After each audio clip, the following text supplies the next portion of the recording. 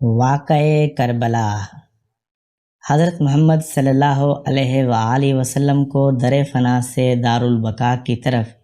رحلت فرمائے ابھی 50 برس ہی گزرے تھے کہ 61 ہجری میں عراق شہر کوفہ سے کچھ فاصلہ پر کربلا کے مقام پر یزید کے لشکر نے فرزند رسول حضرت سیدنا امام حسین رضی اللہ تعالی عنہ کو سفر کی حالت میں ان کے اہل و عیال اور رفقا سمیت شہید کر دیا۔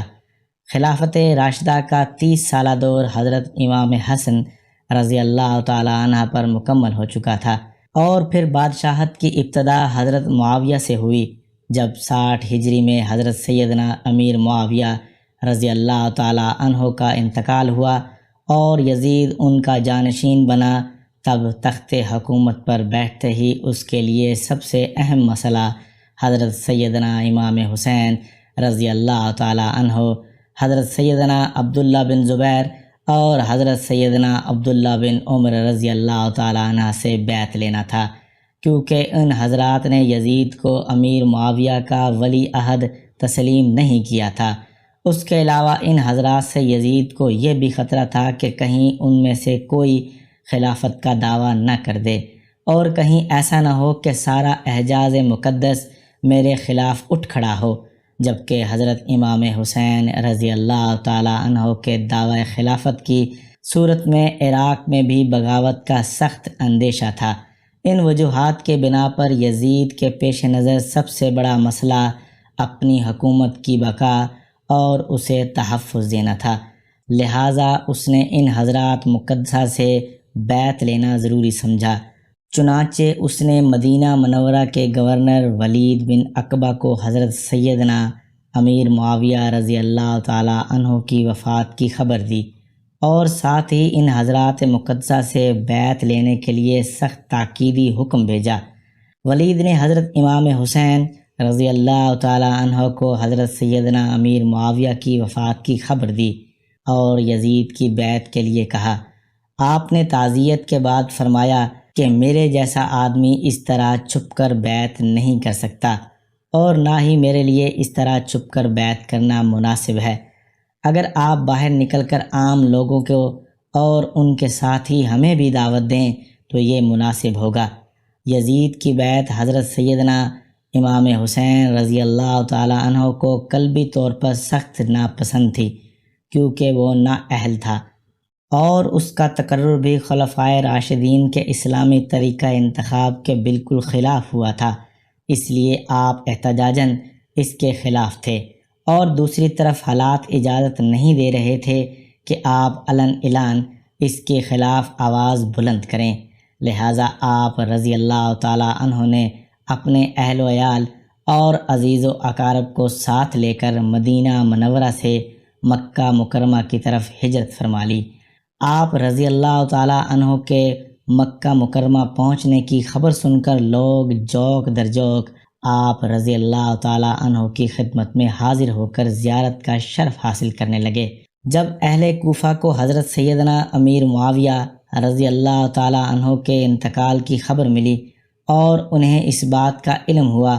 کہ حضرت سیدنا امام حسین رضی اللہ تعالی عنہ نے یزید کی بیعت سے انکار کر دیا، تو انہوں نے حضرت امام حسین رضی اللہ تعالی عنہ کے نام پر ہزاروں کی تعداد میں خطوط لکھے کہ آپ جلد از جلد کوفہ تشریف لے آئیے،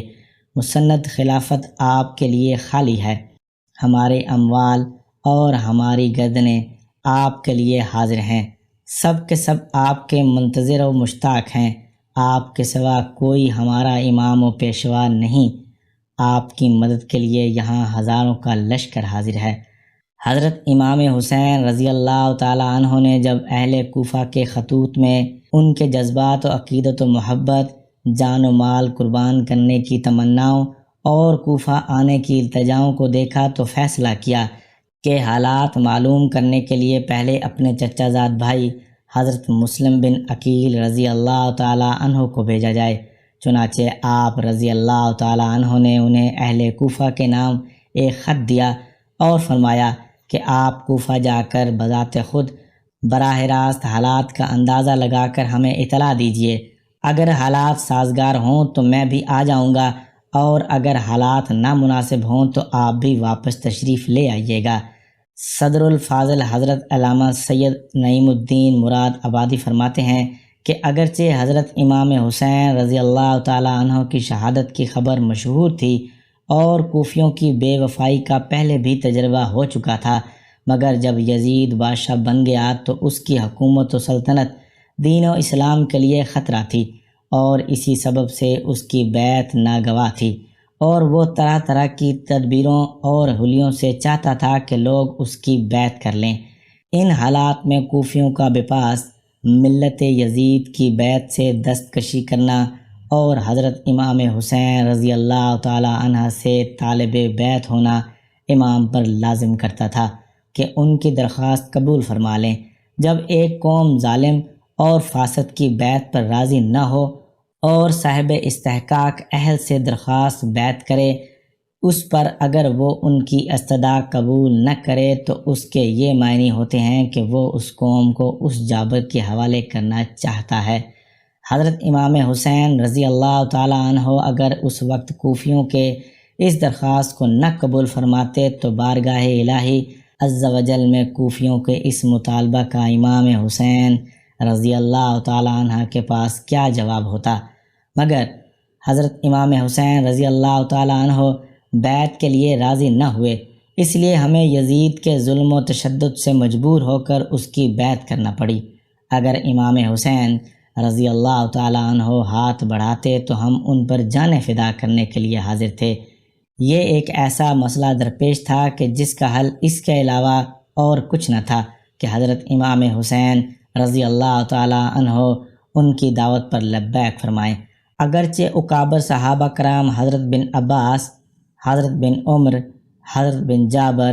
حضرت بن ابو سعد رضی اللہ تعالیٰ عنہ وغیرہ حضرت امام حسین رضی اللہ تعالیٰ عنہ کی اس رائے سے متفق نہیں تھے اور انہیں کوفیوں کے عہد و مواثیق کا اعتبار نہ تھا، امام حسین رضی اللہ تعالیٰ عنہ کی محبت اور شہادت، حضرت امام حسین رضی اللہ تعالیٰ عنہ کی شہرت، ان سب کے دلوں میں اختلاج پیدا کر رہی تھی۔ گویا کہ یہ یقین کرنے کی بھی کوئی وجہ نہ تھی کہ شہادت کا یہی وقت ہے اور اسی سفر میں یہ مرحلہ درپیش ہوگا، لہٰذا اندیشہ منع تھا۔ بہرحال حضرت سیدنا مسلم بن عقیل رضی اللہ تعالیٰ عنہ نے اہل کوفہ کی بے پناہ محبت و عقیدت کو دیکھ کر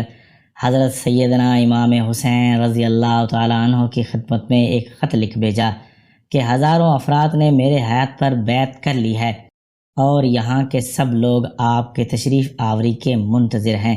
حضرت امام حسین رضی اللہ تعالیٰ عنہ کو اطلاع پانے کے بعد کوفہ جانے کا عزم صمیم کر لیا، اور ادھر کوفہ میں جو فساد برپا ہو چکا تھا اس کی آپ کو اطلاع نہیں ہوئی تھی۔ حضرت سیدنا امام حسین رضی اللہ تعالیٰ عنہ نے 3 ذی الحج 60 ہجری کو اپنے اہل بیت و خدام وغیرہ کو کل 82 افراد کے ہمراہ لے کر راہ عراق اختیار فرمائی۔ راستے میں حضرت سیدنا امام حسین رضی اللہ تعالیٰ عنہ کو کوفیوں کی بدنیتی اور حضرت سیدنا مسلم بن عقیل رضی اللہ تعالیٰ عنہ کی شہادت کی خبر مل گئی تھی۔ اس پر امام حسین رضی اللہ تعالیٰ عنہ کے رفقا کی آراء مختلف ہوئیں، اور ایک بار آپ رضی اللہ تعالیٰ عنہ نے بھی واپسی کا قصد فرما لیا، لیکن بہت گفتگو کے بعد یہی طے پایا کہ سفر جاری رکھا جائے اور واپسی کا خیال ترک کیا جائے۔ حضرت سیدنا امام حسین رضی اللہ تعالیٰ عنہ نے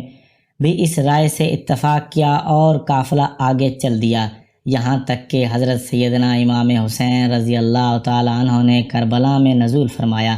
یہ محرم الحرام 61 ہجری کی 2 تاریخ تھی۔ آپ رضی اللہ تعالیٰ عنہ نے اس مقام کا نام دریافت فرمایا تو معلوم ہوا کہ اس جگہ کو کربلا کہتے ہیں۔ حضرت سیدنا امام حسین رضی اللہ تعالیٰ عنہ کربلا سے واقف تھے،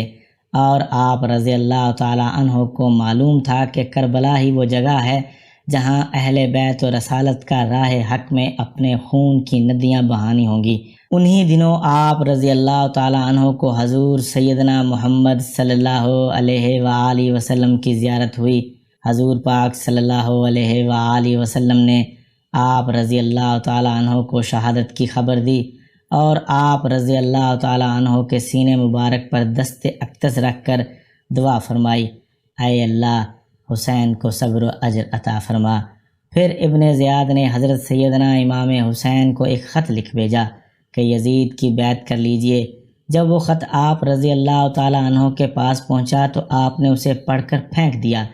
اور خط لانے والے قاصد سے فرمایا کہ اس وقت میرے پاس اس کا کوئی جواب نہیں۔ علی جی نے آ کر ابن زیاد کو بتایا تو جواب سن کر ابن زیاد کا غصہ بڑا اٹھا۔ اس نے لوگوں کو جمع کیا، فوجیں تیار کی اور اس کا سپہ سالار عمر بن سعد کو بنایا جو ملک رے کا والی تھا۔ اولاً اس نے پہلو تہی سے کام لیا۔ اس پر ابن زیاد نے کہا، یا تو لڑنے کے لیے تیار ہو جا یا پھر رے کی حکومت چھوڑ دے۔ ابن سعد نے رے کی حکومت اختیار کی اور 22,000 سوار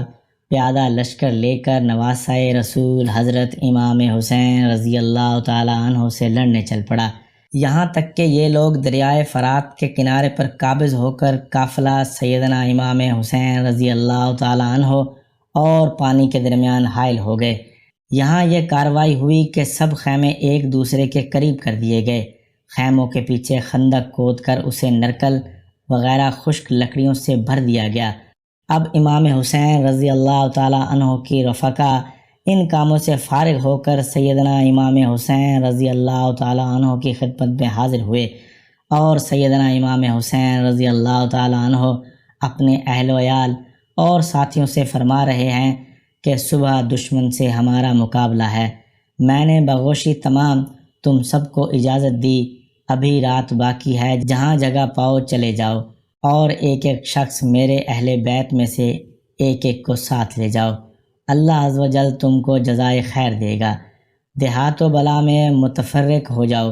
یہاں تک کہ اللہ تعالیٰ بلا ٹالے۔ دشمن جب مجھے پائیں گے تمہارا پیچھا نہیں کریں گے۔